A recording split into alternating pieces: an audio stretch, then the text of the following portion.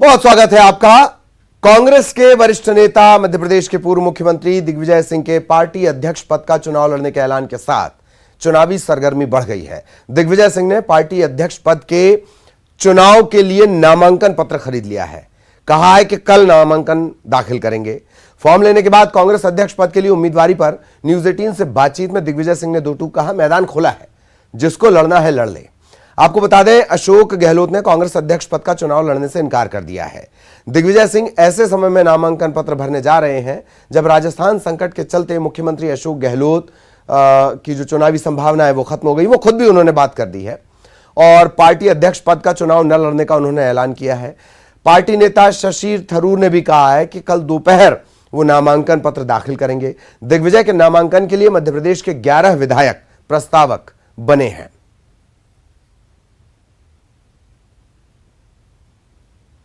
नेता और मध्य प्रदेश के पूर्व मुख्यमंत्री दिग्विजय सिंह ने नामांकन फॉर्म ले लिया है। नामांकन दाखिल करने वाले हैं, कल दाखिल करेंगे। कई उम्मीदवार चुनाव मैदान में हो सकते हैं, तो आपने दावेदारी का फैसला क्यों किया है? अभी आप कल दाखिल करने वाले हैं। हम लोगों का पूरा प्रयास रहा कि राहुल जी हमारे नए राष्ट्रीय अध्यक्ष बने। वो नहीं बनते हैं तो प्रियंका जी बने, लेकिन जब परिवार ने बिल्कुल तय कर लिया कि बिल्कुल हम किसी हालत में नहीं लड़ेंगे चुनाव, तो फिर फील्ड खुली है, जिसको लड़ना है लड़े।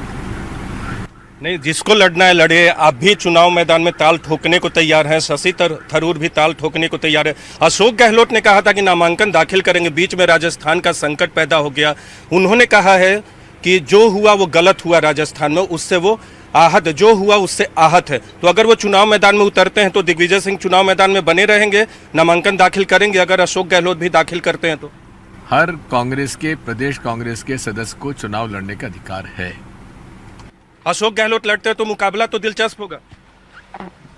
तो ये थे हमारे साथ दिग्विजय सिंह। नामांकन फॉर्म ले लिया है, नामांकन कल दाखिल करेंगे और ये कह रहे हैं कि हर कांग्रेस के सदस्य को, जो कांग्रेस का है, उसे नामांकन दाखिल करने का अधिकार है और इसीलिए उन्होंने भी अध्यक्ष पद के लिए नामांकन फॉर्म लिया है और कल दाखिल करेंगे। कैमरा पर्सन अनिल के साथ नीरज कुमार, न्यूज 18 इंडिया, दिल्ली। तो मैदान खुला है, जिसको लड़ना है लड़े। फिर सहयोगी हमारे पूछते हैं कि अगर गहलोत होते तो मामला बहुत दिलचस्प हो जाता, लड़ाई कड़ी हो जाती। तब अपने अंदाज में राजा साहब ने हाथों को अपनी स्टाइल में, अपने अंदाज में उठा दिया, यानी अब जवाब वो दे नहीं पाएंगे। सहयोगी अनुराग हमारे साथ जुड़े हुए हैं भोपाल से, अशरफ दिल्ली से हमारे साथ जुड़ेंगे, उनसे भी हम दिल्ली का अपडेट लेंगे। पहले लेकिन अनुराग के पास आपको लिए चलते हैं। मध्य प्रदेश में हलचल बढ़ गई है अनुराग। ठीक है, स्वीकार्यता उत्तर से लेकर दक्षिण तक, दिग्विजय की स्वीकार्यता और विवाद अपनी जगह, पर मध्य प्रदेश के नेता जब हमला करेंगे तो वो थोड़ा ज्यादा प्रेशर से लगेगा। चाहे सज्जन सिंह हो, उमंग सिंगार का भी पता चल नहीं पाया है। अनुराग। बिल्कुल ललित, देखिए दिग्विजय सिंह कांग्रेस पार्टी के सीनियर लीडर हैं। कई बार अपने विवादित बयानों के कारण वो पार्टी को भी मुश्किल में डाल चुके हैं। कई बार पार्टी को उनके बयान से किनारा करना पड़ा है। लेकिन दिग्विजय सिंह न सिर्फ बीजेपी के निशाने पर रहते हैं, बल्कि अपनी ही पार्टी के नेताओं के निशाने पर भी अक्सर देखे जाते हैं। जो कमलनाथ के समर्थक हैं सज्जन सिंह वर्मा, वो कई बार दिग्विजय सिंह को लेकर टिप्पणी कर चुके हैं। आज भी उनका बयान सामने आया जब उन्होंने दिग्विजय सिंह के नेतृत्व क्षमता को लेकर पूछे गए सवाल पर कहा कि राहुल गांधी ही एकमात्र ऐसे नेता हैं जो सर्वमान्य नेता हो सकते हैं। दिग्विजय सिंह ने अभी नॉमिनेशन फाइल नहीं किया, उनका कद क्या होगा, नेतृत्व क्षमता क्या होगी, ये पार्टी को तय करना है। उमंग सिंगार जो कि सत्ता में रहते हुए दिग्विजय सिंह के पत्रों को लेकर खासे सुर्खियों में रहे थे और कई तरह के गंभीर आरोप उन्होंने लगाए थे, जिसको आज तक बीजेपी केस कराने का काम कराती है। लेकिन 2023 के चुनाव के पहले जो मध्य प्रदेश के हालत थे बिजली, पानी, सड़क को लेकर, उसमें भी बीजेपी ने जो संज्ञा दी थी मिस्टर बंटाधार की, उसको आज तक बीजेपी केस कराती हुई नजर आ रही है। लेकिन दिग्विजय सिंह अब अपनी ही पार्टी में उनका कद बढ़ता हुआ जरूर नजर आ रहा है। मध्य प्रदेश का क्या राजनीतिक समीकरण होंगे, क्या बीजेपी को इसका फायदा होगा, क्या नुकसान होगा, ये आने वाले समय में पता चलेगा। लेकिन दिग्विजय सिंह पार्टी के अध्यक्ष के तौर पर अब चुने जाएंगे, ये अब लगभग तय माना जा रहा है, क्योंकि शशि थरूर जो है वो G23 गुट से निकल कर आते हैं और आज जिस तरीके से शशि थरूर और दिग्विजय सिंह की मुलाकात हुई है गर्मजोशी के साथ, उसके बाद बहुत कुछ तस्वीर साफ होती हुई नजर आ रही है। जी जी जी हाँ, वैसे दिक्कत यह भी है कि शशि थरूर से जब आप चर्चा करें तो एलिटनेस का एक तड़का नजर आता है। उनके शब्दों को पकड़ने के लिए आपको डिक्शनरी लेकर चलना पड़ता है। वो बात दिग्विजय के साथ है नहीं। और दक्षिण के राज्यों में भी बतौर प्रभारी दिग्विजय रह चुके हैं। अशरफ हमारे साथ जुड़े हुए हैं। अशरफ, ये माना जाए कल 11 से लेकर 2 बजे तक का माहौल जो कांग्रेस मुख्यालय का है वो देखने लायक रहेगा। अशरफ,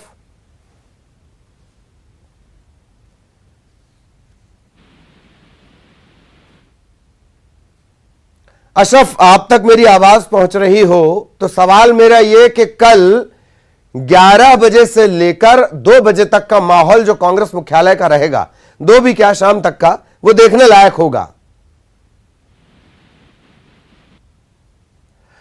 चलिए अशरफ से हम फिर संपर्क करेंगे, उनसे हम और अपडेट लेंगे। अनुराग हमारे साथ लगातार बने हुए हैं।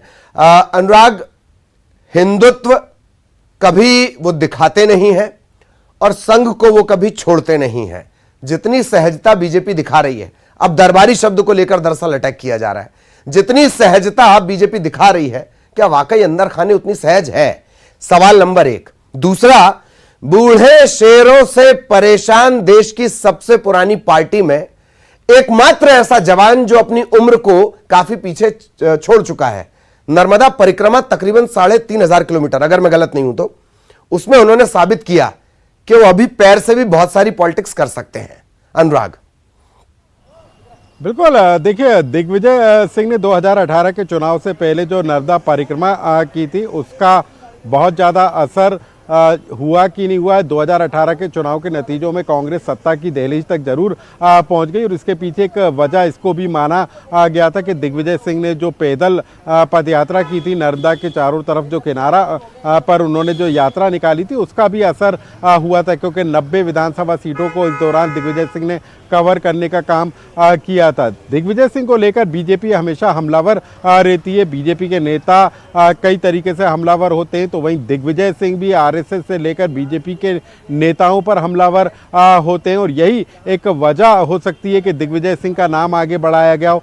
दूसरा जो सबसे बड़ा कारण नजर आ रहा है कि दिग्विजय सिंह नेहरू गांधी परिवार के तो करीबी हैं, लेकिन भारत जोड़ो यात्रा के भी वो प्रभारी हैं और राहुल गांधी ने जब 7 सितंबर से इस यात्रा का आगाज किया तो दिग्विजय सिंह उनके साथ कदम ताल करते हुए नजर आ रहे हैं और कहा जा रहा है कि दिग्विजय सिंह की इस यात्रा को समर्थन मिल रहा है, तो उसका असर भी दिग्विजय सिंह का जो खाका और जो रोड मैप तैयार किया गया था वो एक वजह हो सकती है। तो तमाम तरह की वजह है, लेकिन दिग्विजय सिंह के हाथ में जब कांग्रेस की कमान होगी तो इसका कितना फायदा कांग्रेस को पहुंचेगा और जो अभी हाशिए पर जाती हुई कांग्रेस है उसको किस तरीके से वो उबार पाएंगे, तमाम तरह के सवाल 30 तारीख के बाद भी निकलकर सामने आएंगे। जी जी, लतीफे भी गढ़े जाने लगे सोशल मीडिया पर कि या तो जाएंगे या चले ही जाएंगे, कांग्रेस को लेकर कहा जा रहा है। बहरहाल अशरफ हमारे साथ जुड़े हुए हैं। अशरफ, आप तक मेरी आवाज पहुंच रही हो, कल 11 से 2 या कहें 11 से 4 बजे तक का जो माहौल होगा वो देखने लायक होगा। क्या वाकई मधुसूदन मिस्त्री के लिए कोई मुसीबत आने वाली है या मामला एक तरफा भी हो सकता है? अशरफ,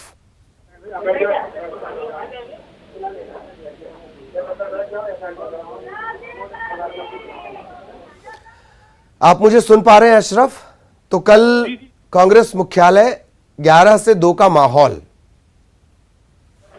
जी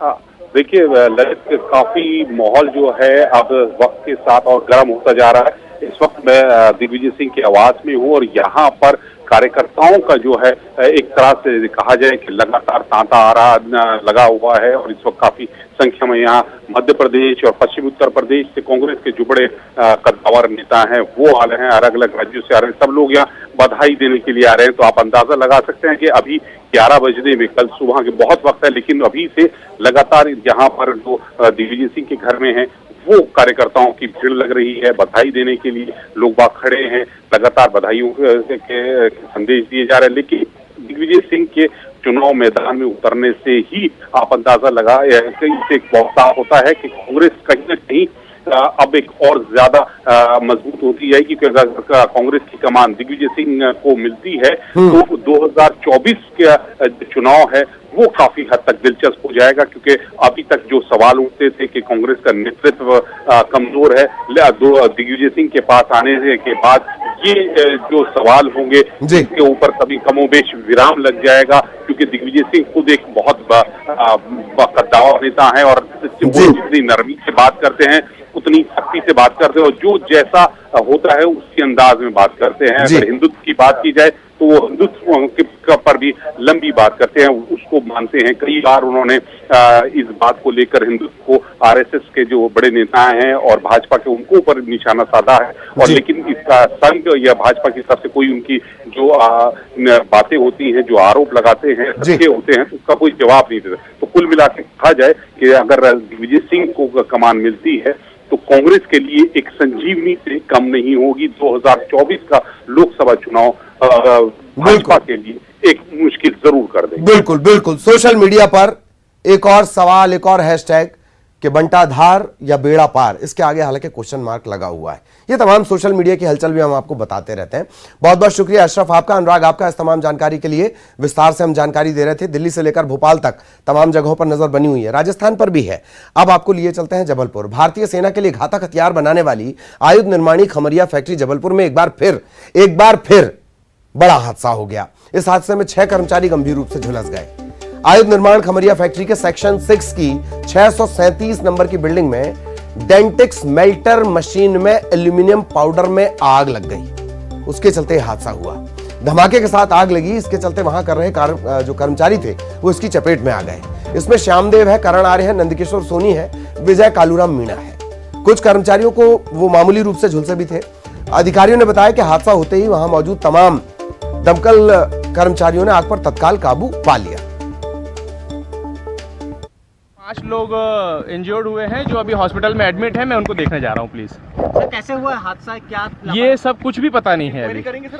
हाँ, पूरे मामले की इंक्वायरी होती है। फायर ब्रिगेड वगैरह लगा हुआ है। सब लोग अपने अपने एक्शन में है। जहाँ तक मुझे जानकारी है, अभी 5 कर्मचारियों को हम लोग अपने अस्पताल लेकर गए, वहाँ से रेफर करा करके हम लोग यहाँ लेकर के आए हुए हैं। और अभी सबसे पहले हमें अपने साथियों की चिंता है और उसके बाद ही हम लोग कुछ बता पाएंगे। किस सेक्शन की ये घटना और सीधा आपको जबलपुर लिए चलेंगे। सहयोगी प्रतीक हमारे साथ जुड़े हुए हैं। प्रतीक, एक और हादसा, एक और जांच होगी, पर अब जांच में जवाबदेही और गारंटी होनी चाहिए कि फिर कोई इस तरह की खबर ना हो। प्रतीक, देखिए बिल्कुल ललित, जो एक घटनाक्रम हुआ बेशक कोई भी नहीं चाहेगा, फैक्ट्री प्रबंधन के जिम्मेदार अधिकारी भी नहीं चाहेंगे कि ऐसा कोई हादसा हो। लेकिन अगर ऐसे हादसे हो रहे हैं तो बेशक एक जांच होनी ही चाहिए, ठोस जांच होनी चाहिए कहीं ना कहीं, क्योंकि अमूमन हम हादसे ऑर्डिनेंस फैक्ट्री खमरिया में बीते 5 सालों में देख चुके हैं। इसके पहले भी कई बार हादसे हुए हैं। आज भी एक बार हादसा हुआ। 5 कर्मचारी, आपको बता दूं, 5 कर्मचारी इस पूरे मामले में घायल हुए हैं। 2 को मतलब सभी को निजी अस्पताल में रेफर किया गया है। 2 की हालत गंभीर है, जिनका अस्पताल में इलाज जारी है। जो भी हो, F6 सेक्शन का ये बताया जा रहा था, बिल्डिंग नंबर 637 जहां पे ब्लास्ट हुआ। ब्लास्ट संभवतः जो ये अमूमन रोजाना आयुध के संबंधी कार्य जो कर्मचारी करते हैं, रिफिलिंग का काम करते हैं, तकनीकी भाषा में, अगर सरल भाषा में इसको हम समझ सकें तो कुछ रिफिलिंग का काम संभवतः ये चल रहा था, मेल्टिंग का काम चल रहा था, जिस दरमियान ये पूरा हादसा जो है घटित हुआ है। अच्छी बात यह रही कि किसी की जान इस पूरे हादसे में नहीं गई है। जो भी कर्मचारी घायल हुए हैं उनको समुचित इलाज फैक्ट्री प्रबंधन यहां पर करा रहा है। लेकिन सबसे बड़ी बात यही है कि ऐसे हादसे बार बार या एक अंतराल, साल के अंतराल में आखिर क्यों हो रहे हैं, कहां आखिर चूक हो रही है। एक सिक्योरिटी ऑडिट बेशक यहां पर होना चाहिए। इस सिक्योरिटी ऑडिट के आधार पर ही आगामी दिनों में जो है विभिन्न सेक्शंस में काम हो, इस बात की मांग भी अब उठ रही है, ताकि किसी भी कर्मचारी की जान कम से कम आफत में ना पड़े। ललित, चलिए, बहुत बहुत शुक्रिया प्रतीक इस तमाम जानकारी के लिए। प्रतीक विस्तार से जानकारी दे रहे थे। इधर पीएफआई केस में बड़ा खुलासा हुआ है। रिकवर डाटा में घरेलू महिलाएं, कॉलेज की छात्राएं, इनके पीएफआई से कनेक्शन की जानकारी मिली है। जिहादी व्हाट्सएप ग्रुप में महिलाएं, कॉलेज की छात्राएं भी मेंबर थीं। इन व्हाट्सएप ग्रुप में लोगों को देश के खिलाफ भड़काने का काम किया जा रहा था। कट्टरपंथी विचारधारा के प्रचार प्रसार के लिए सोशल मीडिया प्लेटफॉर्म का इस्तेमाल हो रहा था। आरोपियों से जब्त mobile phone, laptop, electronic devices, इनका डाटा रिकवर किया जा रहा है। पीएफआई के 4 लीडर्स 30 सितंबर तक रिमांड पर हैं। एमपीएटीएस चारों आरोपियों से पूछताछ कर रही है। पीएफआई पर बैन के बाद पीएम के दौरे को लेकर हाई अलर्ट पर है पुलिस। पीएचक्यू ने खास सतर्कता के निर्देश दिए हैं। पीएफआई की सक्रियता वाले जिलों में पुलिस को सतर्क पर रखा गया है। यह एक बड़ा विडंबना है। हर हादसे के बाद और हर हादसे के पहले, हर रेड के बाद, हर रेड के पहले सतर्क रखी जाती है हमारी पुलिस। पीएचक्यू उन्हें कहता है, पुलिस को सतर्क रहने के लिए कहा जाता है। जिस पर लोकल लेवल पर सुरक्षा की जिम्मेदारी, उसे कहा जाता है कि सुनो, तुम सुरक्षित और सतर्क रहना। जिले जान लीजिए, इंदौर, उज्जैन, खंडवा, मंदसौर, श्योपुर, नीमच, राजगढ़, भोपाल, ये जिले हैं जहां पर स्पेशल अलर्ट जारी किया गया, खास एहतियात बरतने के निर्देश दिए गए। 11 अक्टूबर को उज्जैन में महाकाल कॉरिडोर का प्रधानमंत्री मोदी उद्घाटन करेंगे। मामले में जैसे जैसे चारों आरोपियों से पूछताछ की जा रही है, वैसे कई बड़े खुलासे होते जा रहे हैं। उनके पास से जो इलेक्ट्रॉनिक डिवाइस, जिसमें मोबाइल फोन, लैपटॉप और दूसरी डिवाइस शामिल थी, उनकी जब पड़ताल की गई, उनको रिकवर करने का काम किया तो बड़ा खुलासा हुआ। कई व्हाट्सएप ग्रुप ऐसे थे कि जो जिहादी थे, जिसमें घरेलू महिलाओं के अलावा कॉलेज की छात्राओं को भी जोड़ा गया था। यानी उन ग्रुपों के अंदर जो है लगातार देश विरोधी संदिग्ध गतिविधियों को संचालित करने का काम किया जा रहा था। यानी पीएफआई का कनेक्शन अब घरेलू महिलाओं के साथ छात्राओं की जो कॉलेज की छात्रा हैं, उनसे भी अब सीधे तौर पर निकल कर आ रहा है। अब इस बात की पड़ताल की जा रही है क्या ये छात्राएं और घरेलू महिलाएं क्या पीएफआई की सदस्य थी, जो अलग अलग विंग बनाई गई थी, क्या उनसे ये लोग जुड़ी हुई थी? ये सबसे बड़ा सवाल है। यही कारण है कि अब इस पूरे मामले को लेकर जो डाटा रिकवर हुआ है, उसकी पड़ताल अब जो है तेज कर दी गई है, क्योंकि पीएफआई सबसे पहले मैसेज भेजकर जो है युवाओं को जोड़ने का काम करता था, घरेलू महिलाओं को जोड़ने का काम करता था। इसके बाद जो है उन्हें ग्रुप से जोड़ा जाता था, व्हाट्सएप ग्रुप से जोड़ा जाता था और सोशल मीडिया का इस्तेमाल इससे किया जा रहा था। यही कारण है कि जो डाटा रिकवर हो रहा है, उसमें कई बड़े और चौंकाने वाले खुलासे हो रहे हैं। कैमरामैन खिलान सिंह के साथ मनोज राठौर, न्यूज 18 भोपाल। और इसी के साथ इस बुलेटिन में इतना ही। खबरें जारी रहेंगी।